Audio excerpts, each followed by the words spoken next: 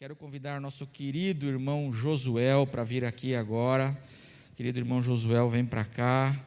Eu convidei ele hoje para nos trazer a palavra de Deus. Ele gentilmente aceitou e eu então quero orar com ele, pedir que você mantenha o seu coração aberto para aquilo que Deus deseja falar. Então vamos orar, mais uma vez, sentados mesmo, vamos orar nesse momento. Nosso Deus e nosso Pai, obrigado porque o Senhor é fiel em todo o tempo. Ó Senhor, que verdade maravilhosa.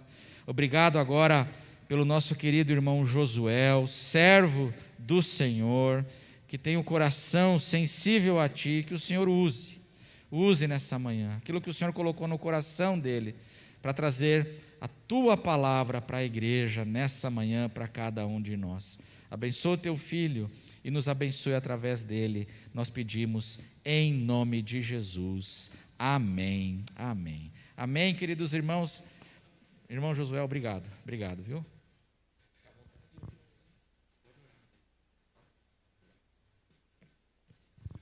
Bom dia a todos, graça e paz. Sinto feliz nesta manhã, né? Sinto feliz aqui com os irmãos. A escola bíblica foi abençoada. Tivemos um tema maravilhoso. Não combinei nada com o Edson, mas estava estudando o mesmo tema e estávamos ali, né, sendo abençoados ali por a escola bíblica. Gostaria que os irmãos abrissem suas Bíblias lá em 2 Coríntios, capítulo 12. O irmão Nelson também falou que estava meditando ontem, né? Nesse 2 Coríntios, né? Então está todo mundo prugado aí. 2 Coríntios, capítulo 12, do verso 7 ao 11. O tema da mensagem vai ser a soberba e os ensinos de Jesus sobre a humildade. A soberba e o ensino de Jesus sobre a humildade. 12, do 7 ao 11. E para que não me ensoberbecesse, amém, Félix, Deus abençoe, viu? Obrigado, hein? E para que não me ensoberbecesse com a grandeza das revelações, foi-me posto um espinho na carne, mensageiro de Satanás, para me esbofetear, a fim de que não me exalte. Por causa disso, 3 vezes pedi ao Senhor que o afastasse de mim. Então ele me disse: a minha graça te basta, porque o poder se aperfeiçoa na fraqueza. De boa vontade, pois mais me gloriarei nas fraquezas, para que sobre mim repouse o poder de Cristo. Pelo que sinto prazer nas fraquezas, nas injúrias, nas necessidades, nas perseguições, nas angústias, por amor de Cristo. Porque quando sou fraco, então é que sou forte.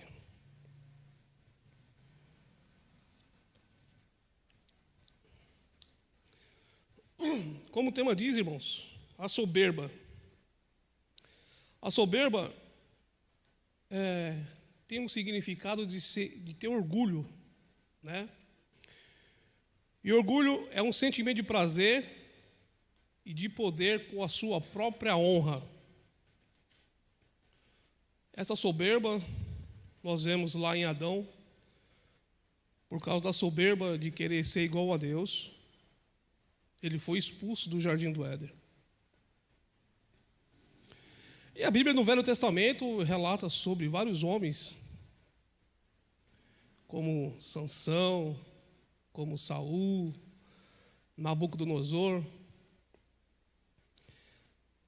E teve uma nação também que ensoberbeceu. A nação dos Edomitas, de Edom, descendência de Saul, né? Lá no livro de Obadias, nos versículos 2 e 3,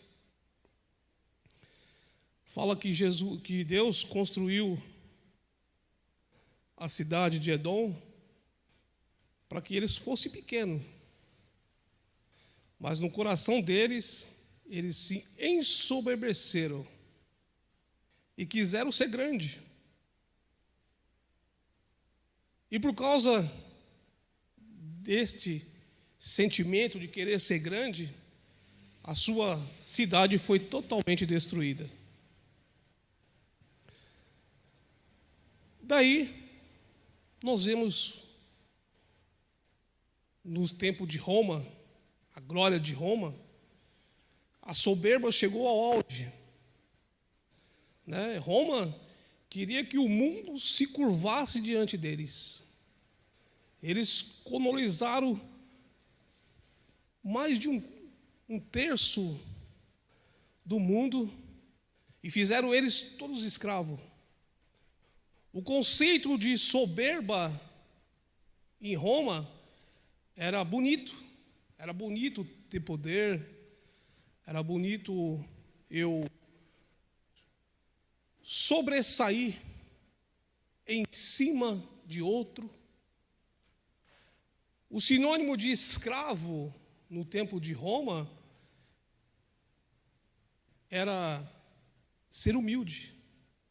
Escravo era ser humilde. Para os romanos, obter sucesso, glória e a todo custo, isso era bom. Tem um escritor chamado Nicolau Maquiavel. Ele foi escritor, filósofo, historiador. E tem uma frase que permeia até os dias atuais. No mundo, que o fins justifica os meios. Era isso que tinha em Roma. E nós vemos hoje no mundo atual também. De onde se cria as guerras, se não da soberba? No desejo de ter poder, de ter glória, de ter honra. Nós estamos vendo hoje uma guerra sangrenta. Se matam pelo poder. Quantas pessoas estão morrendo na Ucrânia? E que fim? Qual é o objetivo? Glória, poder, soberba. E diante desse caos de Roma, vem Jesus. Jesus que, em obediência a Deus, em obediência à vontade de Deus, ele se encarna entre nós e ele vem trazendo uma cultura totalmente contrária à cultura atual de Roma. Ele vem invertendo todos os valores do mundo de Roma. Jesus vem abalando todas as estruturas de Roma. E a cultura que ele traz é totalmente contrária, causando um choque cultural. E aí, nós vemos que os discípulos se convertem, começam a seguir Jesus, por revelação de Deus que mostrou para eles que Jesus era o Filho de Deus. Os discípulos começam a seguir e verem em Jesus algo tão grandioso, tão maravilhoso, que eles abandonam tudo. Eles abandonam suas profissões, eles abandonam suas casas, suas famílias, para seguir Jesus. E durante 3 anos eles estiveram na escola com Jesus. E o que me chama a atenção é que eles estiveram uma aula teórica, e aula prática. Jesus colocou eles em aula prática, né? E, se for possível, colocar aí, irmãos, Mateus 11, 29. Olha a ordenança que Jesus dá aos seus discípulos. Ele dá uma ordem quando ele começa a ensinar aos seus discípulos. Olha a ordem que: tome sobre vós o meu jugo e aprenda de mim. Aprendam de mim, porque sou manso e humilde de coração, e vocês acharão descanso para a sua alma. É uma ordem expressa de Jesus para os seus discípulos. Olha, aprendam de mim. Aí ele dá 3 tópicos. Puder deixar, irmã, o versículo 11 e 29? Ele dá 3 observações. Olha lá. Porque sou manso e humilde de coração. Com esse ensinamento, ele traz um choque em Roma. Porque ser manso em Roma era considerado um escravo. Humilde? Como pode ser humilde? E ele diz que aquele que não tomar esse ensinamento de buscar a humildade e praticar a soberba, não tem parte com Deus. Não tem parte com Deus. O soberbo não tem parte com Deus. No livro de Tiago, capítulo 4, 6, diz que Deus resiste aos soberbos, mas dá graça aos humildes. Começa então aí o grande ensinamento aos seus discípulos: aprendam. Se for possível, colocar o Mateus 5 e 3. Por que temos que aprender sobre humildade? Qual que é o objetivo de ser manso? Aí ele diz assim: bem-aventurados os humildes de espírito, porque deles é o... A soberba, irmãos, a soberba, ela abre as portas para os demais pecados. A soberba, ela dá início, né? Ela escancara as portas para os demais pecados, né? Mas a humildade, ela abre as portas para o quê? Para o quê, irmãos? Está aí, ó. A humildade abre as portas para o reino dos céus. Portanto, se eu quero entrar no reino dos céus, eu primeiro preciso aprender. Aprender de quem? Direto da fonte. Quem é a fonte? Jesus. Jesus que traz o evangelho, o cristianismo, que impacta Roma, que vai de encontro aos que eles mais admiravam. Jesus vem trazendo esse ensino. Aprendam de mim, que sou manso e humilde de coração. E aí, Jesus começa ensinando os fariseus, começa ensinando o povo, e tudo isso, os seus discípulos estão à sua volta. Jesus vai ensinando: olha, aprendam. O pastor trouxe uma mensagem sobre o lava-pés. E está na mídia, né, pastor? Está na mídia da igreja. Se os irmãos puderem, volte lá. Porque esta mensagem do lava-pés, irmãos, nós vemos que o Deus Todo-Poderoso, o Deus Criador, a Ele foi dado o poder nos céus e na terra. Esse Jesus, Ele se curvou diante de Deus, Ele se submeteu à vontade de Deus, e Ele se curvou diante dos homens, dos seus discípulos. Ele lavou os pés dos seus discípulos. prática. Teoria, prática. Lavou os pés dos seus discípulos. Tem uma outra parábola que Jesus ensina. 2 homens foram ao templo.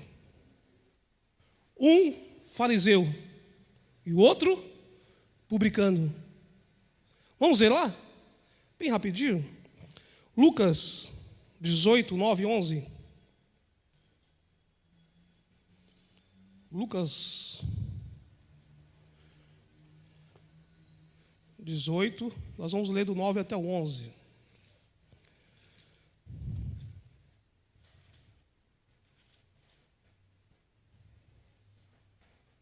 Propôs essa parábola a alguns que confiavam em si mesmo, soberba,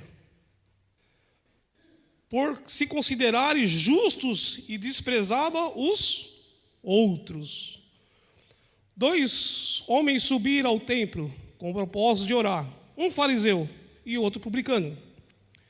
O fariseu, posto em pé, orava de si mesmo desta forma: ó Deus, graças te dou, porque não sou como os demais homens, roubadores, injustos, adúlteros, nem ainda como este publicano. Jejuo 2 vezes por semana e dou o dízimo de tudo quanto ganho. Olha a soberba, irmãos. Aí vem um publicano. O publicano, estando em pé, longe não ousava nem ainda levantar os olhos aos céus, mas batia no peito, dizendo: ó Deus, se propício a mim, pecador. Aí Jesus diz: digo-vos, quem é esse desceu justificado para a sua casa? E não aquele, porque todo o que se exalta será humilhado, mas o que se humilha será... Olha, irmãos. Olha, irmãos. A soberba, livro de Provérbios 16, 18, que precede a ruína. A soberba destrói. A soberba faz causar desprezo. Né? Fariseu, não sou como este publicano. E Jesus corrige. Né? Jesus corrige, isso ensinando os seus discípulos. E aí Jesus vai ao Getsêmani para ser morto. Lá vem os soldados, né, prender Jesus. Quando os soldados vão prender Jesus, quem saca da espada? Alguém sabe, irmãos? Quem foi que sacou da espada? Irmãos, eu fico pensando como que Jesus olhou para Pedro naquela hora, né? Deus Todo-Poderoso ali,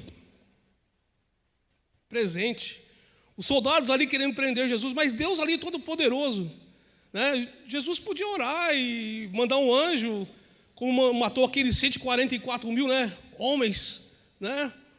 Jesus podia orar ali e enviar um anjo, orar, descer o fogo do céu e consumir, né? Mas Pedro, ele queria matar o soldado. Ele queria decepar a cabeça do soldado. Mas eu fico imaginando Jesus olhando para ele assim: mas Pedro, a ordem que eu dei para você é: aprenda de mim que sou manso e humilde de coração. E Pedro queria arrancar a cabeça do soldado, irmãos. Aí Jesus, vendo aquela situação, né, quando Pedro sacou a espada e o soldado desviou para não pegar no seu pescoço, pega na orelha do soldado, decepa a orelha do soldado. Aí Jesus olha para Pedro, irmãos, e muitas das vezes eu me vejo assim também, querendo defender. Em vez de aprender, eu quero defender. Em vez de buscar os conhecimentos de Deus, do que Ele tem para mim, eu estou preocupado em me defender. E a Bíblia diz que Jesus pegou a orelha do soldado e colocou no soldado e olhou para Pedro e diz: com ferro fere, com ferro será ferido. O que quer dizer? O que você planta, você vai colher. Se você planta tempestade, você não pode colher 40 graus lá no Caribe.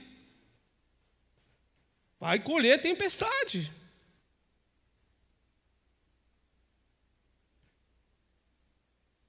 Bom, o segundo tópico, que as horas já se avançam.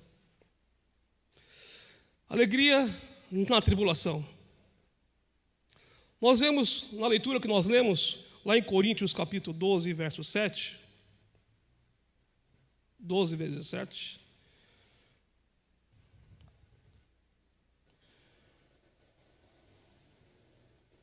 uma causa com Paulo.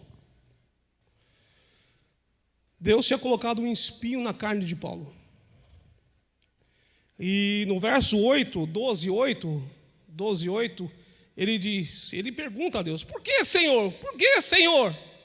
Por que, Senhor? Este espinho na minha carne. Volta lá, irmã, no verso 7. Aí está dizendo lá: e é para que não me ensoberbecesse.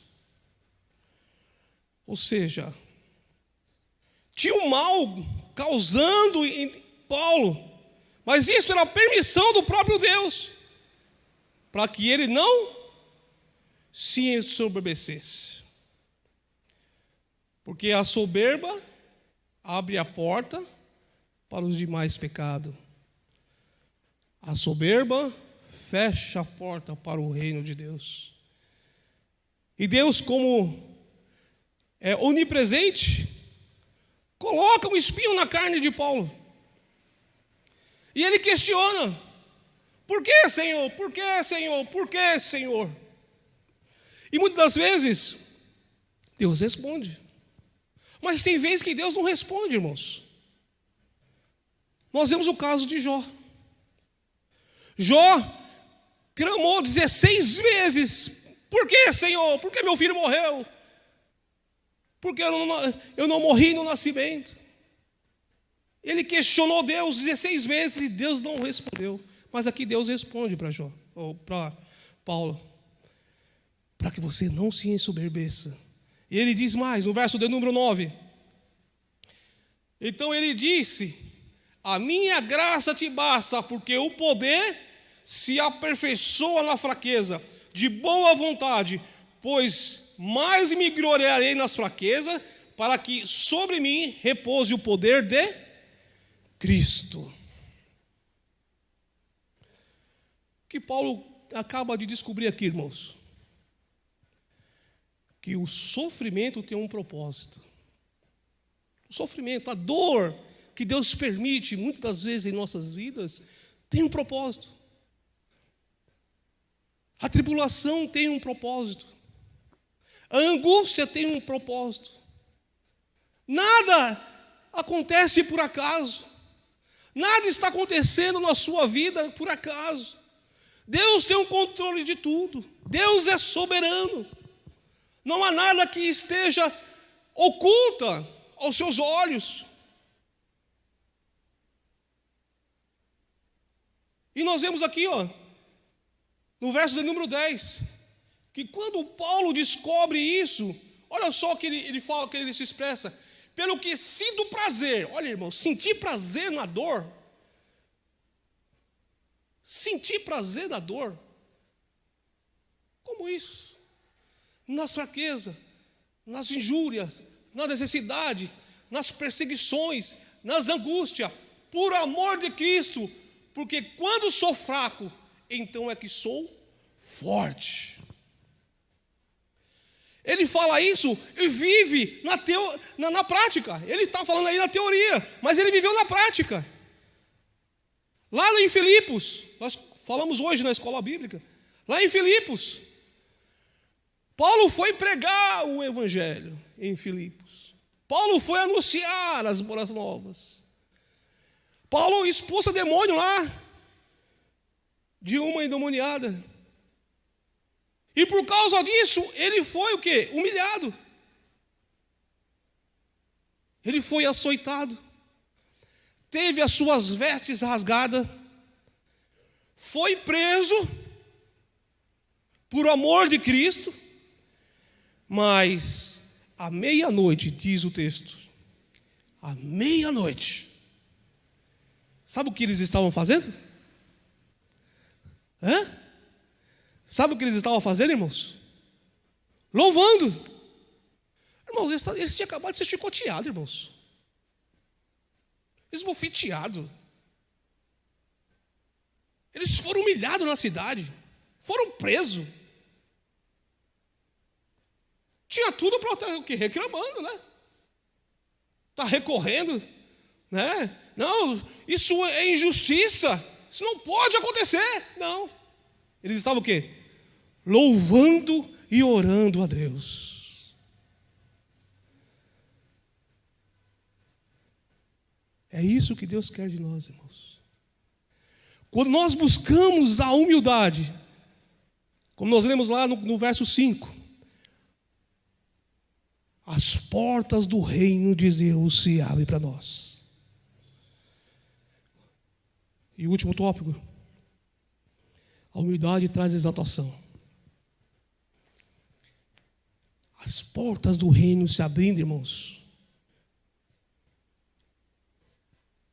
A providência do reino, tudo que é do reino, começando pelos frutos do Espírito. Os frutos do Espírito, irmãos, inundando a vida de Paulo.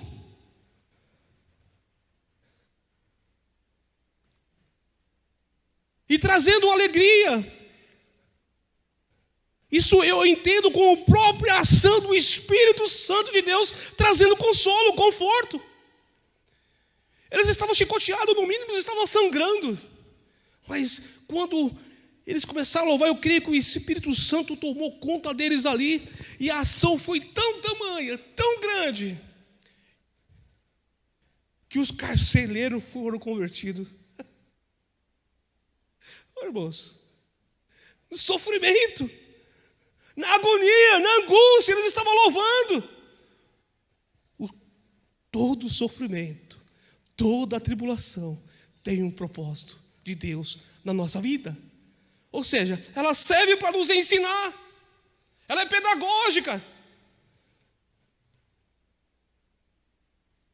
Será que estamos hoje perguntando: por que, Senhor? Por que, Senhor? Por que isso está acontecendo na minha vida? E Jesus só apenas está dizendo: aprenda. Aprenda e põe em prática. Isso aí está disponível a todos. Aprenda de mim, que sou manso e humilde. Quando aprender, você vai encontrar descanso para a sua alma. Essa angústia que os discípulos também tiveram. Jesus olha para eles e olha: não se turbe o coração. Não se turbe o seu coração. Credes em Deus. Credes em mim. Na casa do meu pai há muita morada. Que o Senhor possa ter misericórdia de nós, irmãos. E que possamos ir ao templo com o coração do publicano. Que eu possa estar aonde for, na minha casa, no trabalho, com o sentimento do publicano. Tem misericórdia de mim, Senhor, porque eu sou um pobre pecador. Tem misericórdia de mim, Senhor, porque eu sou um pecador. Para nós finalizarmos, 1 Pedro, versos 5 e 6. Humilhai-vos, portanto, sobre a poderosa mão de Deus, para que Ele, tempo oportuno vos exalte. A exaltação aqui, irmãos, não é honra, não é glória, não é sucesso, como lá em Roma, porque isso se tornaria soberba. A humilhação aqui é conhecer a vontade de Deus, é se submeter à sua vontade, aos seus mandamentos, é buscar refúgio nele e saber que estamos seguros e saber que o que nos espera é a salvação. Amém? Que Deus abençoe os irmãos. Feliz por estar aqui nesta manhã. Agradeço ao pastor pela confiança que o Senhor tem nos dado. Posso chamar o pessoal da equipe de louvor? E que possamos, irmãos, ficarmos firmes na promessa do Senhor e ser transformados por esse evangelho. Porque quando nós somos transformados, irmãos, nós se tornamos caminho de bênção para os que estão à nossa volta. E a palavra de Deus diz que aos que estão de fora também, ao mundo. Ele diz que seremos sal e luz do mundo. Vamos impactar Roma, o mundo que está aí fora. Essa impactação só vem através de Jesus. E não é por força e nem por violência, mas pelo Espírito de Deus. Amém? Vamos orar. Ó Deus, graça te damos, ó Deus, por esta oportunidade que o Senhor nos concede desse dia tão maravilhoso. Pai, queremos aprender de Ti, Senhor Jesus. Queremos, Senhor Jesus, colocar a Sua palavra, como o salmista Davi diz, Pai, esconder a Sua palavra em nosso coração, esconder, meu Deus, e aprender dos Seus mandamentos, ó Pai amado, e alcançar a humildade, meu Deus, porque nós queremos entrar no reino dos céus, queremos poder lhe abraçar, Senhor. Abre esta porta do reino para nossas vidas, ó Pai, e que possamos ser impactados por este evangelho. Esse evangelho, meu Deus, que tem salvado vidas, ó Pai, e que tem nos alcançado, Senhor Jesus. E que possamos ser instrumento para levar esse evangelho, Senhor. Mas primeiro queremos ser transformados, queremos ser impactados, porque nós não queremos ficar de fora. Ajuda-nos, ó Pai. Tenha misericórdia de nossas vidas, ó Pai. Somos pecadores. Estamos destituídos do Teu reino, mas pela Sua graça nos alcançou, meu Deus. Ajuda-nos, ó Pai. Ajuda, ó Pai. Segure em nossas mãos, ó Deus. É o que nós rogamos nessa manhã, lhe agradecemos. Em nome de Jesus. Amém.